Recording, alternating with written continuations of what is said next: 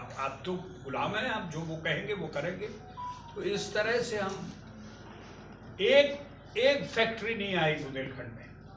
70 साल में एक बड़ी फैक्ट्री का आप नाम बता दीजिए कि बुंदेलखंड के मध्य प्रदेश उत्तर प्रदेश में एक फैक्ट्री आई, एक जिसको हम कहते हैं वर्किंग। एक एयरपोर्ट नहीं है आपके पास, केवल खजुराहो को छोड़कर। फंक्शनल एक भी एयरपोर्ट नहीं है जो चालू हालत में हो, जो चल रहा हो। तरक्की कैसे होती भाई? यही सुविधाएं होती जिनसे तरक्की होती है। आपके यहाँ एयरपोर्ट हो, आपके यहाँ फैक्ट्री हो। फैक्ट्री होगी तो पलायन नहीं होगा। क्यों बच्चा अपना गांव देहात, अपने बूढ़े माँ बाप को छोड़ के दिल्ली में जाके सड़कों पे किनारे सो के और घर बनाएगा, किडनी तोड़ के बिल्डिंगें बनाएगा? अगर आपके यहाँ यही हो, ये सारी सुविधाएं हो, तो कोई नहीं जाएगा। पहले हमारे यहाँ कोई जाता ही नहीं था। हमारे यहाँ लोग आते थे काम करने, क्योंकि हम इतने धनाढ्य थे, हम इतने सक्षम थे।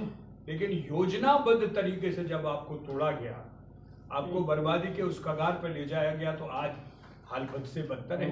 पहले आप लोगों को शौर्य, साहस और धन के नाम से जाना जाता है, अब आपको जाना जाता है, पूरे हिंदुस्तान में आर्टिकल आते हैं, भूखा, सूखा और बेरोजगारी। ये 3 चीजें बुंदेलखंड के लिए जानी जाती है कि साहब बुंदेलखंड में सूखा है, बुंदेलखंड भूखा है और बुंदेलखंड बेरोजगार है। इसलिए 67% पलायन यहाँ से होता है। और ये जो बात कही है अशोक जी ने कि लोगों को लग रहा है कि हम पार्टी के खिलाफ जा रहे हैं, बीजेपी सरकार के खिलाफ जा रहे हैं, बिल्कुल नहीं। बल्कि ऑन द कॉन्ट्ररी, इसके बिल्कुल अलहदा हम बीजेपी के होते हुए ही ये मांग कर रहे हैं। क्योंकि बीजेपी ने ही 3 प्रदेश बनाए थे, झारखंड, उत्तराखंड और छत्तीसगढ़। ये उन्हीं अटल बिहारी वाजपेयी के समय में हुआ था और एक सुई भी नहीं गिरी थी। तो हमें तो इससे अच्छा और मौका कहीं मिल ही नहीं सकता है।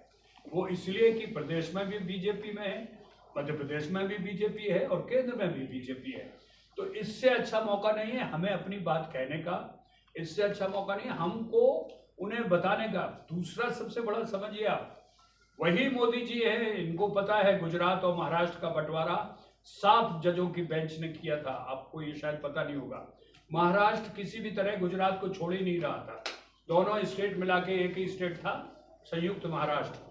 और गुजरात को जब अलग होने की बात हुई तो महाराष्ट्र और गुजरात में बहुत आंदोलन चले, प्रतिद्वंदिता हुई।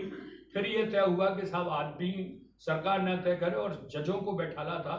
7 जजों की बेंच ने तब गुजरात को महाराष्ट्र से अलग किया था और आज गुजरात कितना आगे बढ़ रहा है। तो इस तकलीफ को, इस दंश को माननीय मोदी जी भी जानते हैं कि 2 राज्यों के बीच में पिसते हुए आप कभी प्रोग्रेस नहीं कर सकते। आपकी प्रोग्रेस, आपकी योग्यता पर हमेशा इन्फिनिटी कॉम्प्लेक्स आपको लगेगा। जैसे उन्होंने कहा कि भाई यहाँ का लड़का दिल्ली में जाके कैसे, क्या अपना कितना भी गुणवान हो, लेकिन उसके अंदर कहीं ना कहीं हीनता की भावना तो है, उसकी शिक्षा को लेकर, उसकी गरीबी को लेकर, उसकी रहन सहन को लेकर। लेकिन यही लड़का यहाँ से पढ़ लिख के जाए तो पूरी तरह से कॉन्फिडेंट हो, तो उसको कोई रोक नहीं सकता है। मैं बल्कि हर गांव में कहता हूं कि मुझे 10 साल में, 20 साल के रिकॉर्ड में एक ऐसा आदमी बताइए जिसने बुंदेलखंड का नाम रोशन किया है प्रदेश में, देश में और विदेश में। एक नाम बताइए, किसी भी क्षेत्र में, पढ़ाई में, लिखाई में, खेल कूद में, एक्टिंग में, आप जहां पे भी बताइए, एक नाम बताइए, क्यों नहीं हो पाया। और इसके अलग आप जाइए, महाराष्ट्र में नामी नाम है, क्रिकेट में उठाओ तो 100 नाम आ जाएंगे, सिनेमा में उठाओ तो 100 आ जाएंगे, हरियाणा में जाओ कोई खेल कूद में उठाओ तो 100 आ जाएंगे, पंजाब में जाओ तो 100 आ जाएंगे, गुजरात में जाओ तो लिखा पढ़ी में 100 आ जाएंगे। क्योंकि वहाँ पे हीनता की भावना नहीं है। वहाँ का जो कंपटीशन है उनके अपने बराबर के लेवल का है। हमारा कंपटीशन नोएडा वाले बच्चे से है, हमारा कंपटीशन गाजियाबाद और आगरा और लखनऊ के बच्चों से। इस गांव का, माधवगढ़ का बच्चा नोएडा के बच्चे से जब कॉम्पीट करेगा तो कहाँ खड़ा होगा आप बताइए। वो हाई फाई अंग्रेजी अप टू डेट स्कूल से निकलते हैं, उनके माँ बाप की अपनी बैकग्राउंड होती। हमारा गरीब गुरबा किसान का बेटा कैसे इससे लड़ेगा। तो ये सारी चीज़ों का,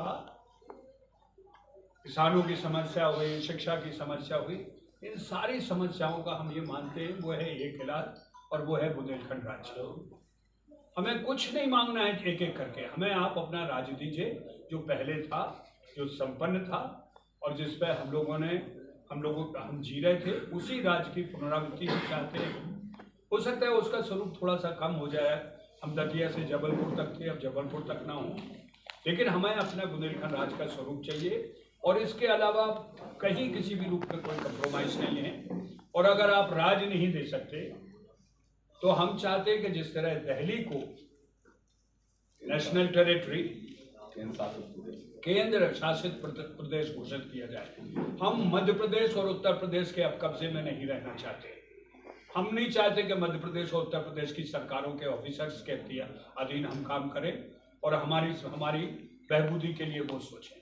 केंद्र शासित प्रदेश होगा, यहाँ लेफ्टिनेंट गवर्नर होगा जिसके अंडर एक गवर्नमेंट बनेगी और वो हमारे ही लोगों की गवर्नमेंट बनेगी और वही तय करेंगे कि यहाँ कलेक्टर कौन होगा, यहाँ पर सीएम, यहाँ पर दूसरे सेवाओं में यहाँ की बुंदेलखंड की धरती पर बुंदेलखंड की भर्ती हो। और अगर ये भी नहीं कर रहे हैं तो कम से कम जिस तरह से बोडो को, इस वक्त बोडो का एक बड़ा आंदोलन था, जो बोडो को उन्होंने अभी अलग राज्य बनाने के, हमारे मित्र या प्रमोद बोडो आप है, वो बन गए हैं चेयरमैन। हमें एक स्वास्थ्य कमेटी बना दीजिए जो इंडिपेंडेंट बॉडी हो, जो सरकार सीधे केंद्र से ही उसकी जवाबदेही हो और यहाँ के कुछ लोग जिसमें डॉक्टर हो, इंजीनियर हो, स्टूडेंट हो, ऐसे लोग हों जो उसके सदस्य हों और वही सरकार को सजेस्ट करें। सत्ता उनके पास नहीं हो लेकिन सरकार को काबू में करने का उनका हक हो, तभी हमारे पास रास्ता है।